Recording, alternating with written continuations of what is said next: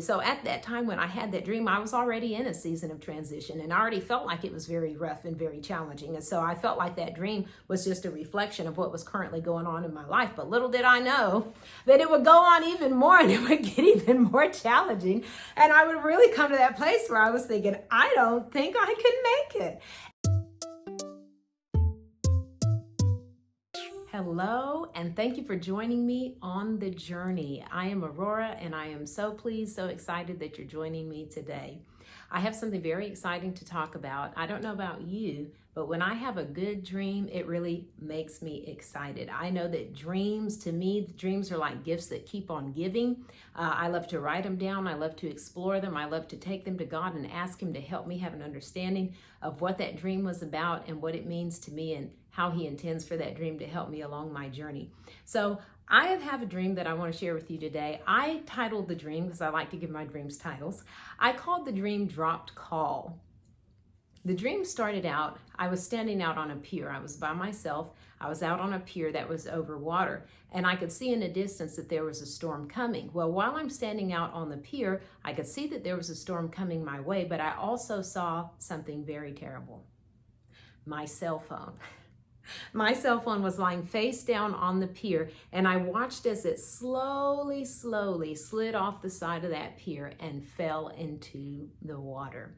And as I did, my heart sank. I was just overcome. All of a sudden, I just had such grief and sadness because I watched my phone fall into the water. And after it did, I went over to where it fell in, and I looked over the side, and I could see that that water was deep. I could see that that water was murky, and I just had this sense within myself, I am not going to see this phone again. This phone is gone, and I'm never going to get it back. And all of a sudden, I just had this grief and this sorrow and this sadness began to grip me. Well, after the phone slid into the water, I was still aware that there was a storm coming my way. And so everything in me wanted to get out of the way of this storm because I didn't want to get hurt in the storm. The natural instinct is to remove yourself from the situation so that you don't get hurt. Well, however it turned out, dreams are pretty interesting. They don't always make sense. So in this dream, I was walking along the pier trying to get away, and somehow I ended up on a raised platform that was above the pier. Well, I was up on top of that platform, and for some reason I was laying flat on my belly on that platform that was above the pier. Well, while I was up there, I knew that if I was going to be safe, I had to get down and get away. But before I could get away, I had to make it from that raised platform back down to the pier below. Well, I don't know how I got up there. I don't know why I was laying on my belly, but either way I was. And as I was laying on that platform on my belly, and I looked down to the area below where I knew I had to get to, and just within me, I just felt like, I just really don't think I can do this. I don't think I can get from where I am back onto that pier so that I can get away and be safe. Well, as I was laying up on that platform, I looked down, and there was an unidentified female that was down already on the platform. And as I looked at her, I had made up in my mind that I was going to do whatever it took. I was going to go ahead and take that leap and get down from off of that platform. But somehow in me, I just felt like I am not going to make it. I'm going to do it. I'm going to try. I'm going to make my effort to get down, but I really don't think I'm going to make it. And so I ended up giving what seemed to be my last words to this woman. I was telling her about what was going on and just whatever it was. I don't remember what I said, but it was my last words because I really didn't believe that I was going to make it. So there's a little bit more to the dream, but we'll get there after we cover the first two parts. So you've probably already figured out when it comes to cell phones, a lot of times, at least back in the day, typically people would say a phone, a cell phone, whatever it might be, in a dream would typically represent a person's prayer life or their communication with God. And so when I first had this dream, the phone was the main point of the dream. And so I focused on that one element, and I just couldn't figure out what the phone represented because I tried to put it in the context of the phone being my prayer life or my relationship, my communication with God. But I just really didn't feel like that fit. It didn't resonate within me as truth. I know it was typically, translated or understood in that way, but I just felt like in my situation, that's not what it was. And so I kept pondering and I kept thinking, and I would just go back to it periodically. But it took me a while to figure it out. But I realized that my dream, my phone in my dream basically represented my life. And you say, well, how does your phone represent your life? Well,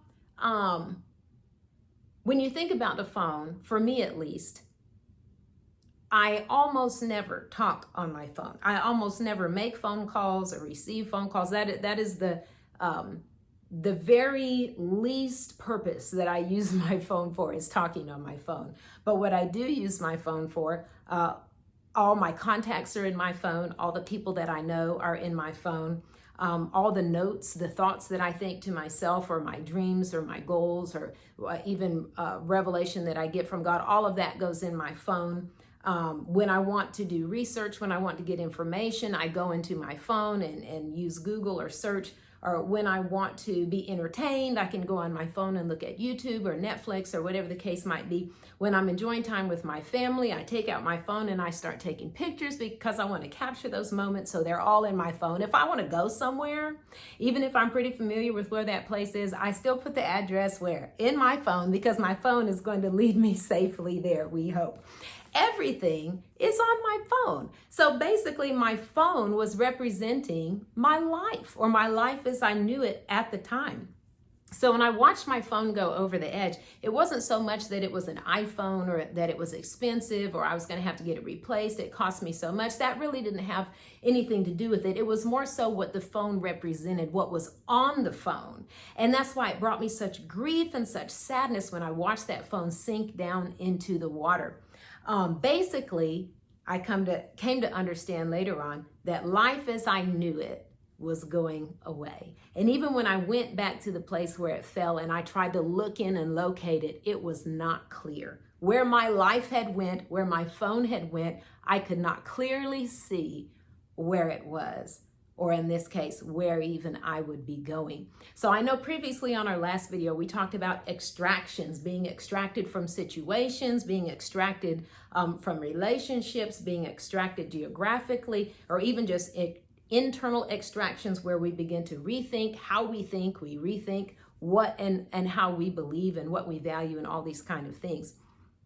When we begin to do that and we choose to take that path, whether it was voluntary or involuntary, and we find ourselves in a place where we're kind of having to find life all over again, it can feel like I felt in my dream when I lost my phone. I just felt such grief and such loss. I felt confusion. I felt just like I didn't know what I was going to do. And I knew within myself I was not going to get this phone back. And that was the sad part. It's like, it's not coming back. I know I'm not going to see this phone again. And sometimes when we make these transitions in life, it can feel like that as well. It's like life as I knew it has ended. Maybe that relationship ended. Maybe that job ended. Whatever it might have been. Maybe just that season of contentment with life as you know it ended. And it brings us into a place where there is confusion, where there is insecurity, where we're not sure. We don't know where we're going. I know I'm not where I was, but I really don't know where I'm going either. And so we can find ourselves in that scary type of place. And when we do, we can even go through a season of grief, a season of loss. Like life as I know it is not the same. Then when you think about the second part of the dream, I was trying to get off that pier so that I could get away from the storm. Well, sometimes life in itself can have storms in it. Sometimes those storms affect us individually, sometimes communities, sometimes nations or the world overall. But in this dream, I know it was the storm of life that I was going through, whether it was, voluntary, involuntary, or just going through transitions in life can really feel like a storm. Everything gets whipped up and whirled around. And what was my first response? I've got to get away from this storm, because who really wants to be in a storm? And when you think about being out on a pier is really not a safe place. You're kind of in direct line to be hit by whatever is coming across the water. So of course I wanted to get away. Why I ended up on that raised platform, I really don't know, but it set me in a place where I had to make a decision. It was a scary decision. It wasn't like I was just continuing across on that pier where I had been before, then I could eventually make it to land. Somehow I ended up on this elevated place where now my decision was even more detrimental. It was detrimental. If I chose to jump down or leap down or whatever I needed to do, I felt like I just wasn't going to make it. I don't know if I was afraid that I was going to fall or fall into the water or whatever it was, but basically I had to take a quote unquote leap of faith. I had to take this leap of faith in order to get safe, in order to get where I needed to be. And here's the thing, when I got to that point in my dream, I really did not believe that I was going to make it. I felt like it was the end of me. I'm going to go ahead and leap. I'm going to go ahead and do it, but I'm not going to make it. So I gave that person my last words. These were the last words of Aurora on the earth. And sometimes it can feel that way when we're going through life, when we're going through transitions, when we're deciding to do something new, when we're deciding to explore, when we're deciding to discover, we're deciding to kind of take a new path and see what God has for us. It can feel like life as we know it has ended. We can feel a sense of grief and a sense of loss. We can feel like, I don't know what tomorrow is going to bring. We can even feel like, get to the point where it's like, I don't even think I can make it. I don't even think I can go on. But here's the good news. The last scene of the dream, this was the third part of the dream, and this was the part that left me the most perplexed because it really didn't make sense to me, like really up until very recently, maybe within the year. But in the last part of the dream, so after I'm up on this platform, I give the person my last words and I decide I'm going to go ahead and take this leap of faith. Well, then the scene changes. So in this next scene, I'm receiving a phone call. And isn't that funny because I don't have a phone? The whole point of the dream was that my phone was gone. But whatever I did, I survived apparently, and I received a phone call. So I take out my phone and I answered my phone. And the person calling me is not on this earth anymore. They've been in heaven for many years now. But that person called me and I answered the phone and I was still very upset. I mean, the whole dream long, I was just full of sadness and grief. It was just the worst, right? So I answered the phone and they said, hey, and I think they asked me if I called them. And I was like, I don't know where my phone is. My phone is gone. I'll never see my phone again. And I was telling them what happened with my phone. And the dream kind of ended like that. It just didn't really seem like any good had come of it. And so just to step back a little bit, I love dreams. We're not doing a dream teaching right now, but we'll probably do that in the future. I've spent a lot of time really looking into and researching dreams because we know that is one of the ways that God will speak to us. So I'm very interested in what God has to say. And if he says that he speaks to his people, one of the ways he speaks is dreams, I want to learn that language. I don't want to miss any opportunity to hear the voice of my wonderful Father, to hear him speaking to me. So I don't take dreams lightly. I do pay attention to them. I do try to steward them and be accountable, write them down. So even if they don't make sense at the time, I can always go back and see if I can get some understanding from them. So one of the things that I try to do when I have a dream, just to step back and kind of get an overall sense of things, even if I can't figure out all the details, I'll ask myself, if this dream was an invitation, what would it be inviting me to do? Now, that could be anything. It could be something internal. Maybe it's just like I dreamed about a person and things weren't going well for them. Maybe I don't figure out all the details right now. I can't get all the little prophetic clips and tips and all that kind of stuff. I don't need all that right away. All I need to do is say, what was this dream possibly invited me to do? Well, for one, I know, pray for that person. Well, that's very easy. So that might be an invitation to prayer. It might be a dream where I feel like I'm being invited to forgive a person. Maybe I'm having a dream where I feel like I'm being invited to explore a topic or to explore an idea. Maybe I've had a dream before about the name of a person that I'd never met before, written down on a sticky note. That one was really fun. And then I got up and I explored, I researched, I Googled, I looked up that name, and there was so much I learned from that. We'll have to talk about it later because we're getting sidetracked. But I asked myself, what would I be invited to do if this dream were an invitation? Another thing I like to ask myself is, where is the redemption? And this is very important because sometimes we can have a dream that would seem negative or seem like it's bad. And even in my dream, there really wasn't a good aspect of it. I really, like, if you just look at it, it's like, well, where's the redemption? So the question that I try to ask myself also is, where is the redemption in this dream? And if it's nothing more than just reversing that dream and saying, well, if it seems like something evil or something bad, I can reverse it and declare that God's will would be done rather than an evil plan or an evil will be carried out. And so in this dream, if I had to boil it down to an invitation, I would say that it was an invitation to start over again. It was an invitation to take a leap of faith. It was an invitation to answer the call. And where's the redemption lie in that dream? Well, like I said, the third part of the dream was the most difficult part for me to understand because I think I was focused on the details. So I was focused on the person that called me, but I think the main thing was the location of the person that called me. They called me from heaven. I gained a communication with heaven like I had not had before on my old phone, that old phone that I treasured so much, that I valued so much. And when it left, I was just so sad because I knew everything that I needed was in that phone. It was in that life that I had lived, that I had built up until that point. My confidence was in that. And so when that went away, I found myself in grief and sadness and sorrow because I didn't know what I was going to do without my phone, without my old life. So the redemption was, I had a line, I had a communication with heaven like I hadn't had before. Maybe that old phone had too much stuff on it. Maybe it had too much information. Maybe there were too many apps slowing me down. Maybe there was too much baggage and it was kind of blocking that channel a little bit. But, you know, the point is too, another redemptive quality of that dream is I lost my phone, right? And I wanted my phone back. I could get a new phone, but that new phone wouldn't have all the stuff that I had on my old phone. So I really didn't want a new phone. I wanted my old phone. But by the end of the dream, I had a new phone. And it wasn't even really a significant phone. I just remember the feeling of it being like a track phone or a burner phone or just some cheap phone that you're only going to use for a short time. But the point was, the redemption is, I did have a phone. So, you know, I believe as we go through life and we make those transitions and we make the decision to step out and do something new, and we're given that opportunity when we've been extracted from old seasons and we're placed into new seasons, am I just going to go run back to what was old and familiar? Or am I going to take that leap? Am I going to watch that old phone slide into the water, even though I might be sad for a while, but then I'm going to take that leap of faith, and even if I feel like I just can't make it, I take it anyway? And then I can end up with a new phone, a new life.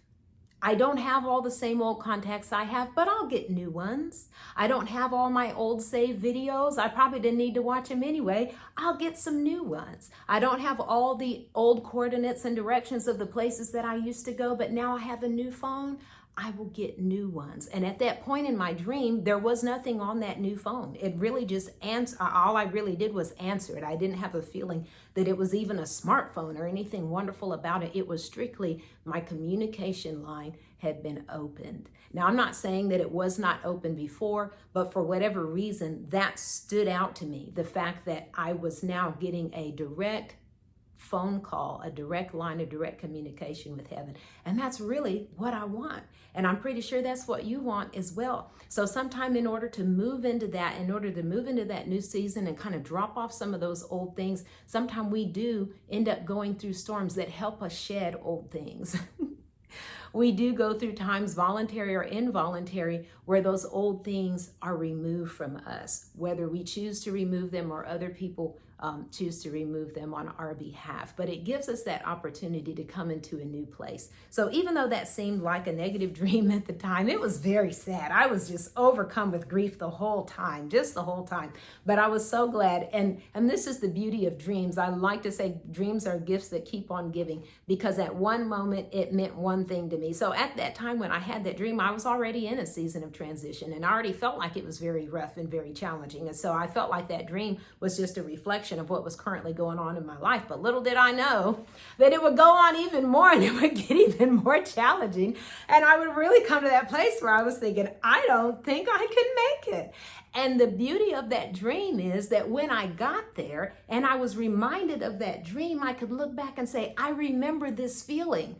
I had it in this dream, but in this dream, I survived. I came out on the other side, and I had a brand new line of communication with heaven, a brand new life. So that's one way that dreams can be very encouraging to us. And on that note, I just want to read something that God shared with me. I was asking him, I was talking with him, communicating with him about the fact that I felt like this newness that I was coming into was costing me. And, we're supposed to count up the cost, but when you go gathering items at the grocery store, you're kind of keeping it. Well, I keep a tally in my mind of how much those things are going to cost. So by the time I get to the register, I'm not shocked. And so I was talking with God, and I was just feeling like, I feel like this is going to cost me, like this is costing me something. And I felt nervous about that. And this is what God told me, what I believe he spoke in my heart to me personally. And he said, there is a price to pay, but I will help you pay it. Fear will always lead you astray, away from me. There is a life of faith. This is a life of faith. It has to be. There is no way you could understand all of my ways. Bits and pieces may be clear, but it takes faith to walk with me. It's the comfort of my hand in yours, not that you know every step and where the journey will take you. Be comforted in our closeness and the fact that I'm good. You can trust me. And those wonderful words that he spoke to my heart were so comforting, not just because of the words themselves, but because of the encounter and the moment that he and I were in together. He knew the cry of my heart. He knew the concern and the fear that I was having, and he spoke directly to that. And the part that I really love about that is he said, it's not about the fact that you know every step of the way and that you know exactly where the journey is going to take you. That's that desire for control that we tend to seek for. But he said, it's the comfort of knowing that my hand is in yours, your hand is in mine, and that I'm good and that you can trust me. And that just gave me such peace and comfort in that season. And I share that with you. And that way, hopefully if it finds a place to land in your heart where it brings you peace and comfort as well. But even more than that, I share it so that you can ask the Father what he has to say to you as well. We're his sheep, we hear his voice. That's part of our inheritance, part of our promise, not just for special people, for children of God. All you got to do is be a sheep and you can hear the voice of your Father. And I just want to read this one scripture. This is from John chapter 12, verse 25. It says, and this is the Passion Translation. It says, the person who loves his life and pampers himself will miss true life, but the one who detaches his life from this world and abandons himself to me will find true life and enjoy it forever. I love that. He detaches himself from this world and abandons himself to me will find true life and enjoy it forever. And sometimes when we think about detaching from this life and from this world, we think about sin. Okay, yes, we do not want to sin. I'm not making light of that. But it's much more than that. It's even just being attached to what we're comfortable with, attached to what the people around us say is important, attached to ideas and philosophies and values that didn't come to us from our Father. It's even detaching from those things. Obviously, we don't want to be attached to sin, things that we know are directly wrong. But sometimes just because a thing is not wrong does not mean that it's the life of God, the breath of God, and the plan of God for us in that season, in that moment. And so when we let go, when that phone falls into the water, and when we're able to take that leap of faith from that high and that scary place, then we can find that new and that abundant life in him. Like we said before, God is not boring. He is not out of creativity. He's not out of good ideas. He has good plans. He has good ideas. His thoughts toward us are of peace and not evil, to give us a future and a hope. All of our days were written in his book before one of them began. He's got good stuff for us. Every step of the way may not feel like a bed of roses, but we can know that we are holding on to his hand, and more importantly, he is holding on to ours. We are in his hand.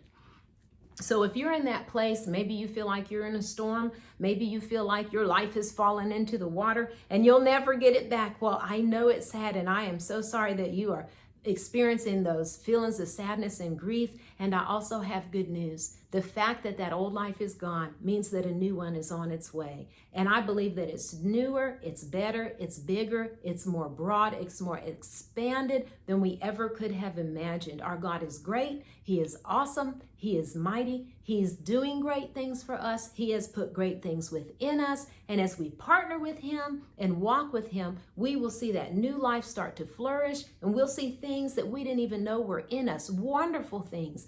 Abilities, gifts, talents, identity, the identity of God coming out of us, His DNA released through us, because we're not worried about being conformed to a system or an idea or a pattern, but all we're focused on is being releasing who He is and who He's created us to be, and releasing that genuinely and authentically in our own lives. So if you're in that place today, I bless you. I bless you with grace and strength and peace. And I just want to tell you that you're not alone. You're not alone. You're not alone. And you can make it, even when you feel like you can't make it.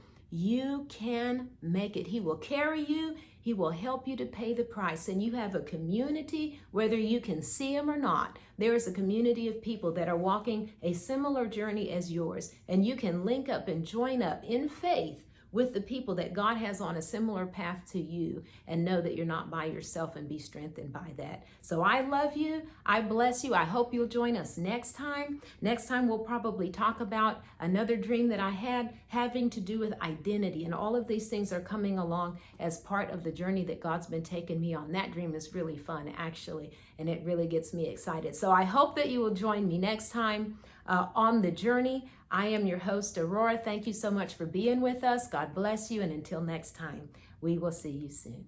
Bye-bye.